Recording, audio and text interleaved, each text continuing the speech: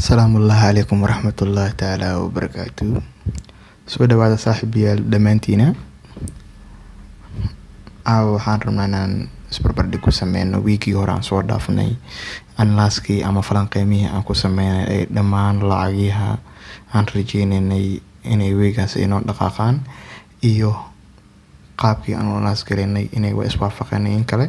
So waxaan rabaa inaan isbarbardhig ku sameyno wiigii hore GBPUSD falanqeyntii aan ku sameynay iyo qaabkii falanqeyntii ee noqotay. Videogan waa wiigii hore analyse gareynayo, bal hal mar la daawo. Agta kale aan analyse ku sameynayn ayadana waa GBPUSD sa ujeedin ayadana downtrend ayay ku jirtay, lacagihii wiigana ka faa'iideysanay ayadana ka mid tahay.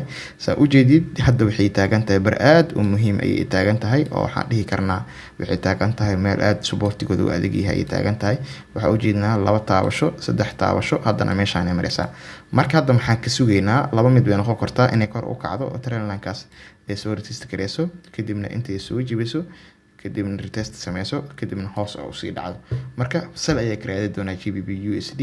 So haddii aan isku soo laaban hadda waxaan rabnaa bal inaan fiirino in falanqeyntaasi wiigii hore aan soo sameynay inay noo waafaqday ama ay noqotay qaabkii aan analyse gareynay. Almost wiigii hore analyse markaan sameynay taariikhda wixii ku aadaneeday 20 bisha September, taasoo la micnaa caawan inay taariikhda ay tahay sida meeshaan hoos ugu jeedin qayb taariikhda 20 taasoo cadeynayso in week ay ka soo wareegatay falanqeyntaasi ama xilliga aan sameynay ama YouTube channelka aan soo dhigayna.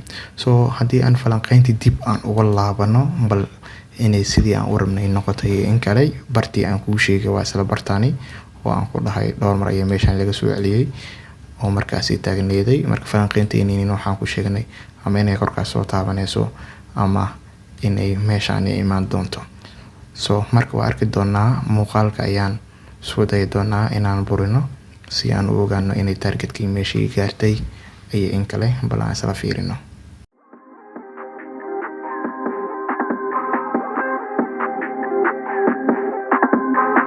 Team take profits on the move, the movement is real. 50 pips a day, watch the money drip. Pips pay my bills, pips pay my bills, pips pay my bills, pips pay my bills. 50 pips a day, watch the money drip. 50 pips a day, watch the money drip. Pips pay my bills, pips pay my bills, pips pay my bills, pips pay my bills.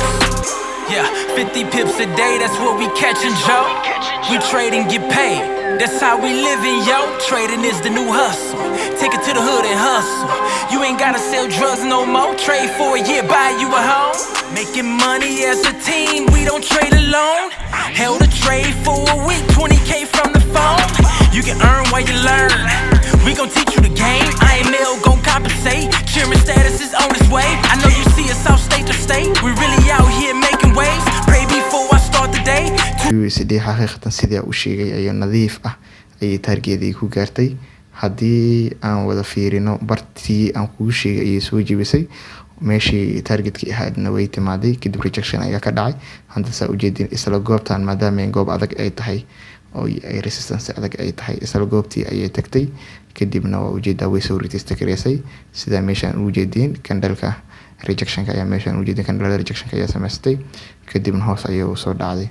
Marka GBPUSD weegay la soo dhaafay GBP haddii aad muuqaalkii ama analyskii hore daawatay waxaan filayaa inaad si fiican ugu faa'iideysateen oo aad trade-kan ku qaadateen. Waa ku mahadsantahay muuqaalka daawashadaada. Fadlan ay tahay markii kuugu horeysay aad soo booqato channelka BuFX Somalia, fadlan subscribe garee, like garee, kusoo biir Telegramka groupka ama qaybta Soomaalida ee shirkadda ay leedahay. Halkaasna waxaa kaaga horeeyo dhammaan traderska Soomaaliyeed wixii faahfaahin ama information oo shirkadda ku saabsan ama wixii su'aalo ah ama wixii cilado ah ee akoonkaaga kaaga dhaco si toos ah ayaad soo xiriiri doontaa qaybta Telegramka.